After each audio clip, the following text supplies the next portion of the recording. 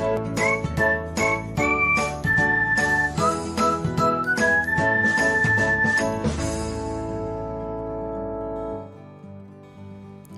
everyone, welcome back to another episode of Technologyglance. In this video, I'm going to guide you through how you can edit a note that you've made on Pinterest.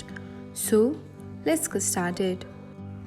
Watch till the end and don't forget to subscribe to Technologyglance by hitting the subscribe button and press the bell icon so that you'll never miss another update.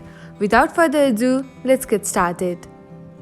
First of all, open the Pinterest app on your device. Now tap on your profile icon. Then open any of your Pinterest boards. From here, tap on the notes icon. Open the note you wanna edit. Now tap on the space and make the necessary changes. And then tap on the done button. And that's it. This is how you can edit a note on Pinterest. Thanks for watching. If you found this guide helpful, we will love it if you hit the thumbs up button below.